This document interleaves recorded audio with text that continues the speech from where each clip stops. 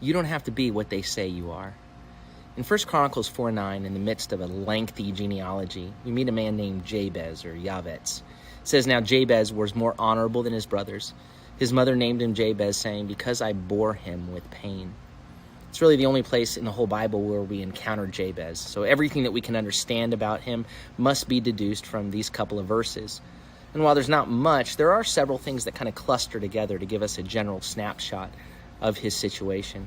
First, the fact that in the midst of a lengthy genealogy that spans 9 chapters, the fact that Jabez is introduced without any reference to his father is significant.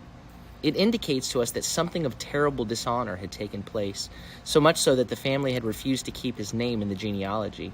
I mean, it's not as though the story of Judah himself is so flattering, right? But he's Judah. So for this name to be excluded and stricken from the records clues us into the fact that something probably pretty shameful had occurred. Second, we know a little something about Jabez's brothers. It says, "Now Jabez was more honorable than his brothers."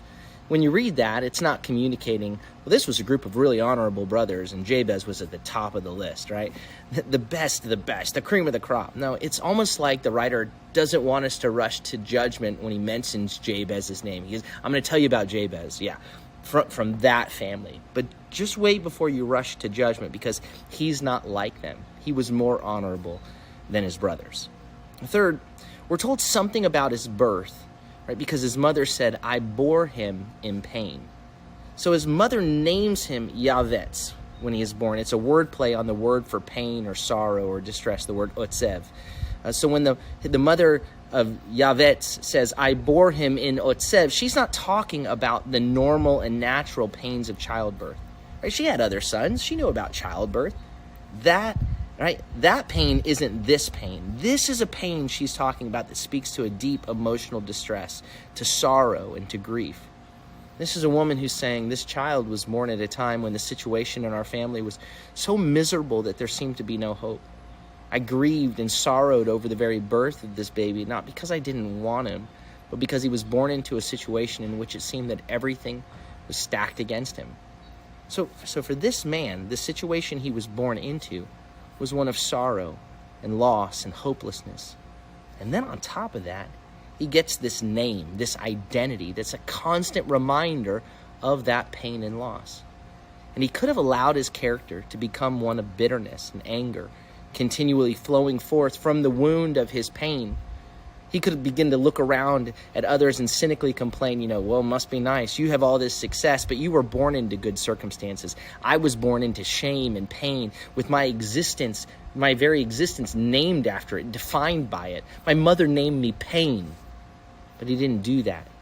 Instead, Jabez looked up. He cried out. He said, "Oh Lord, I need you." In verse 10, it says, Jabez cried out to the God of Israel, saying, "Oh, that you would bless me and enlarge my territory.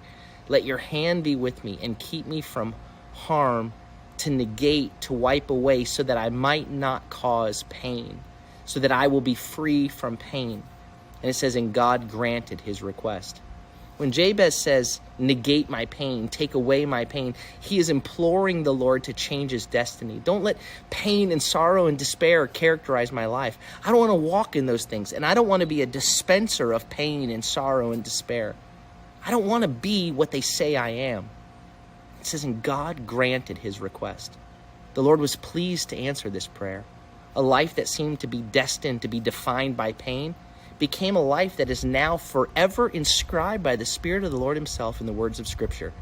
Right? He's not defined by pain, but he's defined by a prayer that so resonated with the heart and the desire of God that God granted his request.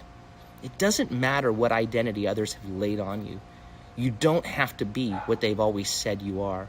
You can ask the Lord to forever let your life be defined by what he says about you, and he will be pleased to answer your prayer.